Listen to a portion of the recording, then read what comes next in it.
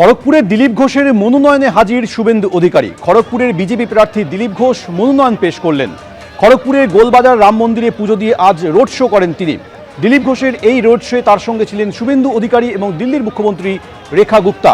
গত 30শে মার্চ নন্দীগ্রাম কেন্দ্রে শুভেন্দু অধিকারী যখন মনোনয়ন পেশ করেছিলেন তখন তার সঙ্গে উপস্থিত ছিলেন দিলীপ ঘোষ, আর এবার দিলীপ ঘোষের মনোনয়নে তার সঙ্গে উপস্থিত রইলেন শুভেন্দু অধিকারী।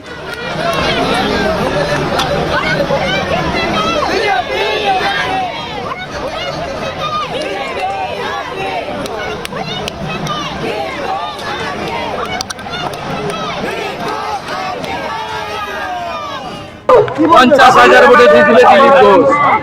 আর অবিভক্ত মেদিনীপুরের 35টা সিটে 32টা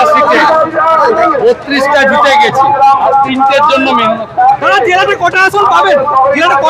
অবিভক্ত মেদিনীপুরে 35-এর মধ্যে 33টা জিতে গেছি, আর 2টোর জন্য চেষ্টা করব।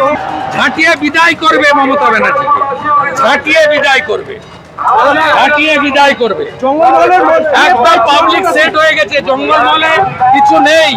ভদ্র হেমব্রম এসে গেছে, রাজেশ মাহাতো এসে গেছে।